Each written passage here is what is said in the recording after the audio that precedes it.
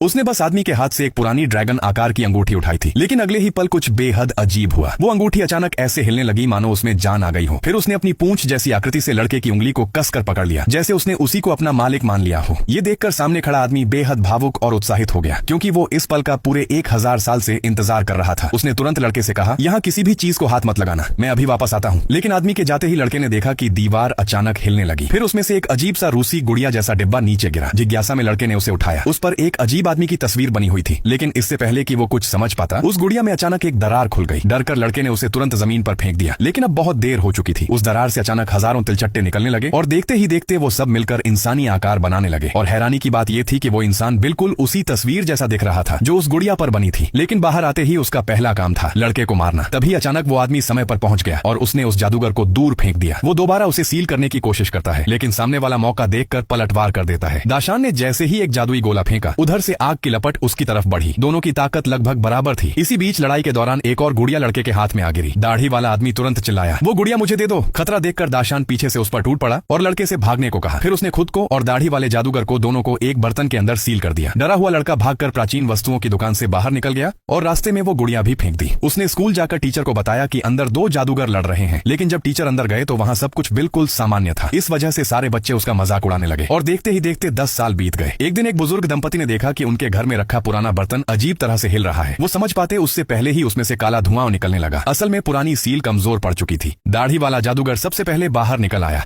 फिर उसने बूढ़े दंपति के बेहोश होने से पहले ही उस बर्तन को उठाकर छत से नीचे फेंक दिया। दाशान भी तुरंत उस बर्तन से बाहर निकल आया और बाहर आते ही उसका पहला काम था उस लड़के को ढूंढना जिसने 10 साल पहले ड्रैगन वाली अंगूठी पहनी थी। लेकिन उससे पहले दाढ़ी वाला जादूगर उसे ढूंढ चुका था। अच्छी बात यह रही कि दाशान समय पर पहुंच गया और उसने लड़के यानी श्याओ शुआई को बचा लिया। अब उसका असली लक्ष्य था वो बेहद महत्वपूर्ण जादुई गुड़िया ढूंढना, लेकिन आम लोगों का ध्यान न खींचे। इसलिए दाशान ने इस बार अपनी 100 साल पुरानी ट्रेन इस्तेमाल करने का फैसला किया। श्याओ शुआई को लगा वो सिर्फ कबाड़ है, लेकिन दाशान के जादू से अगले ही पल वो शानदार रोल्स रॉयस फैंटम में बदल गई।